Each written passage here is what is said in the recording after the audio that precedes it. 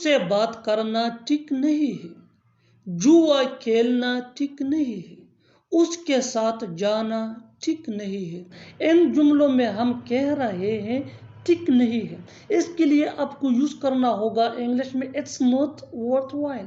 It's not worth while mean ठीक नहीं है। आइए कंप्लीट स्ट्रक्चर समझते हैं। It's not worth while plus verb plus ing plus other words. आगे डिटेल से समझाता हूँ मिसालों से। Here are some example for better understanding. उससे बात करना ठीक नहीं। It's not worth while talking to him. It's not worth while talking to him. जुआ खेलना ठीक नहीं। It's not worth while gambling. It's not worth while gambling. उसके साथ जाना ठीक नहीं है। It's not worth while going with him.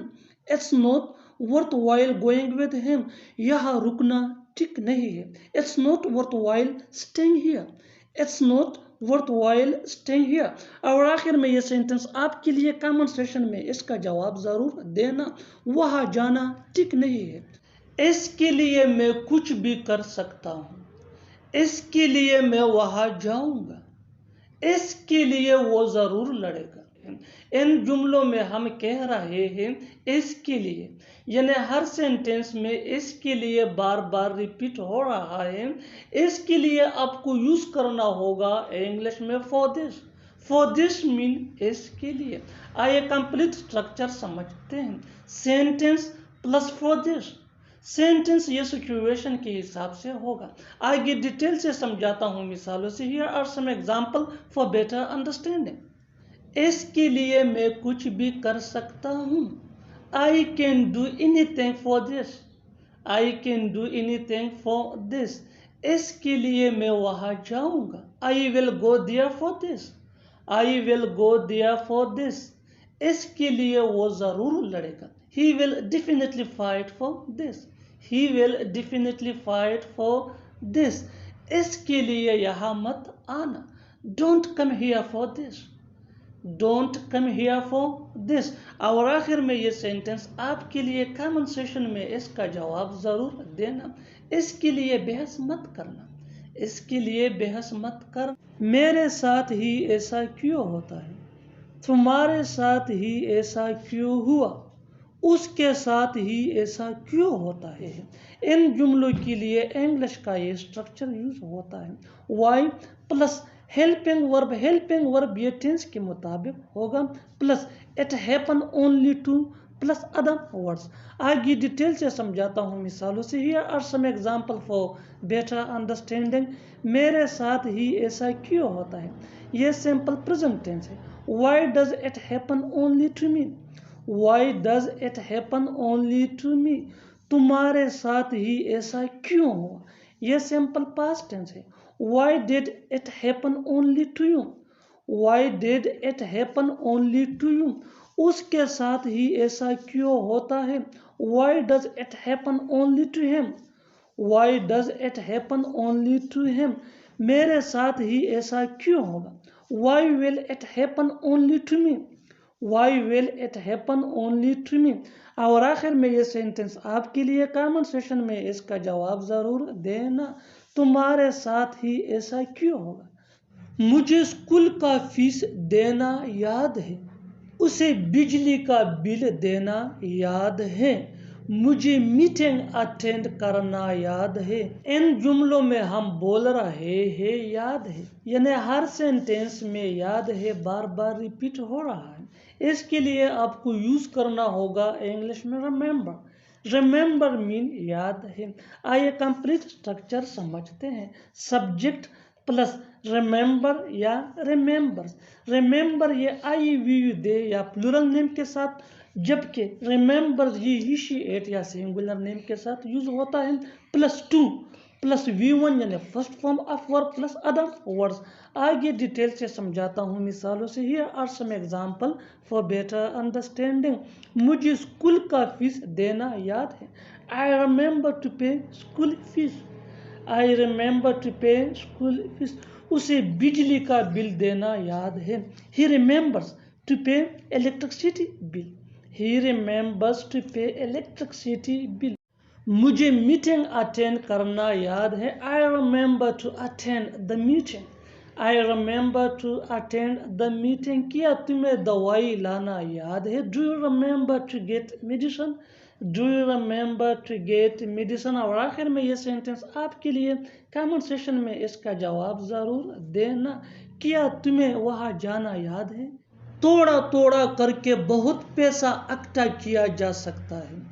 थोड़ा थोड़ा करके सब कुछ समझ जाओगे। थोड़ा थोड़ा करके ले आना। इन जुमलों में हम कह रहे हैं थोड़ा थोड़ा करके, यानी हर सेंटेंस में थोड़ा थोड़ा करके बार बार रिपीट हो रहा है। इसके लिए आपको यूज करना होगा इंग्लिश में little by little. Little by little mean थोड़ा थोड़ा करके। आइए कंप्लीट स्ट्रक्चर समझते हैं। Sentence plus letter by letter. Sentence ये सिचुएशन के हिसाब से होगा। आगे डिटेल से समझाता हूँ मिसालों से। Here are some example for better understanding. थोड़ा थोड़ा करके बहुत पैसा इकट्ठा किया जा सकता है। A lot of money can be collected letter by letter. A lot of money can be collected letter by letter. थोड़ा थोड़ा करके सब कुछ समझ जाओगे। You will be understand everything letter by letter. You will be understand everything little by little. थोड़ा थोड़ा करके ले आना। Get it letter by letter. Get it letter by letter. थोड़ा थोड़ा करके बहुत ज़्यादा हो गया। It has become too much letter by letter. It has become too much little by little. और आखिर में ये सेंटेंस आपके लिए कमेंट सेशन में इसका जवाब ज़रूर देना। थोड़ा थोड़ा करके पीना। वो सीख कर आया है, मैं चाय पी कर आया हूँ। वो बहाना बनाकर आया है। ऐसे जुमलों के लिए इंग्लिश का ये स्ट्रक्चर यूज होता है। सब्जेक्ट प्लस हैव या हैज। हैव ये आई वी यू दे और प्लूरल नेम के साथ यूज होता है। हैज ये ही शी इट और सिंगुलर नेम के साथ यूज होता है। प्लस V3 यानी third form of verb plus object plus and plus came. आगे डिटेल से समझाता हूँ मिसालों से। Here are some example for better understanding. वो सीख कर आया है। He has learnt and came. He has learnt and came. मैं चाय पी कर आया हूँ। I have taken tea and came. I have taken tea and came. वो बहाना बनाकर आया है। He has made excuse and came. He has made excuse and came. मैं खाना खा कर आया हूँ। I have eaten food and came. I have eaten food and came। और आखिर में ये सेंटेंस आपके लिए कमेंट सेशन में इसका जवाब जरूर देना। वो पढ़कर आया है। खाना पकाया जा रहा है। क्रिकेट खेला जा रहा है। झूठ बोला जा रहा है। इन जुमलों के लिए इंग्लिश का ये स्ट्रक्चर यूज होता है। Subject plus helping verb.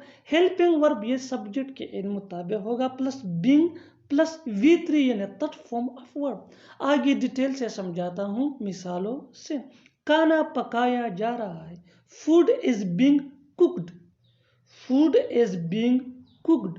Cricket खेला जा रहा है। Cricket is being played. Cricket is being played. झूठ बोला जा रहा है। Lie is being told. Lie is being told. शोर मचाया जा रहा है। Noise is being made.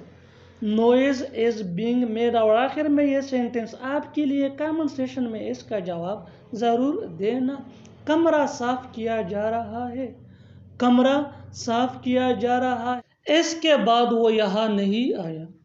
इसके बाद मैं घर जाऊंगा। इसके बाद मैंने उसे नहीं देखा। इन जुमलों को गौर से देखो। ऐसे जुमले हम अपने डे टू डे लाइफ यानी रोज़मर्रा ज़िंदगी में रोज़ बोलते या सुनते हैं। इन जुमलों में हम कह रहे हैं इसके बाद, यानी हर सेंटेंस में इसके बाद बार बार रिपीट हो रहा है। इसके लिए आपको यूज़ करना होगा इंग्लिश में हियर आफ्टर।